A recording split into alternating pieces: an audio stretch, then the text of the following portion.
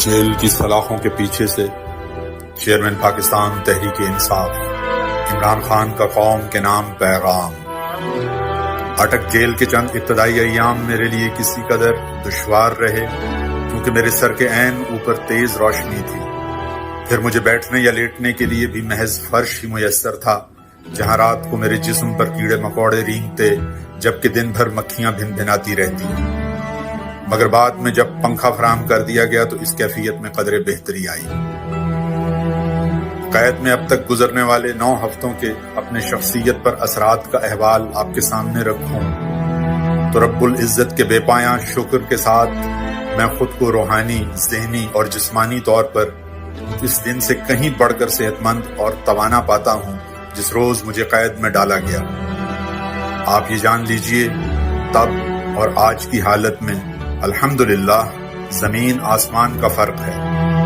میری نگاہ میں اس قید کی شکل میں میرے رب نے مجھے کلام اللہ کی گہرائیوں میں اترتے ہوئے قرب الہی کی راہیں دریافت کرنے، اپنے مطالعے کو وسعت دینے اور ماضی کے گہرے تجزیے کی روشنی میں حال و مستقبل کی پیش بینی کا نادر موقع عطا کیا ہے۔ لہٰذا میں ہر لحاظ سے خود کو جیل میں آسودہ کر چکا ہوں، چنانچہ مجھے اس سے رتی بھر فرق نہیں پڑتا کہ مجھے یہیں رکھیں یا ملک بھر میں کسی اور قید خانے میں منتقل کر دیں۔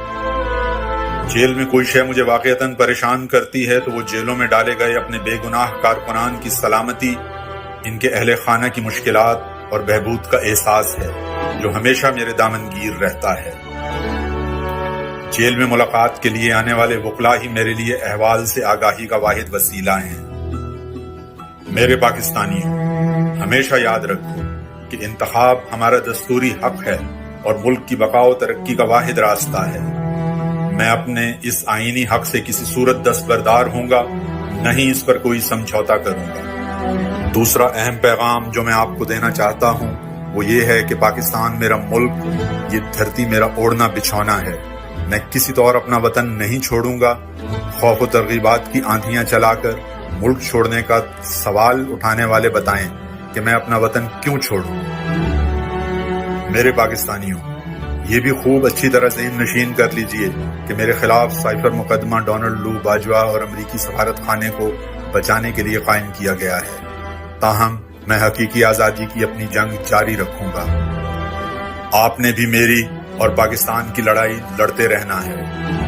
آپ نے نہ ڈرنا ہے، نہ جھکنا ہے، نہ مایوس ہونا ہے، نہ گھبرانا ہے اور نہ ہی خاموش ہونا ہے۔ رب العزت ہمیں ضرور سرخرو کریں گے انشاءاللہ۔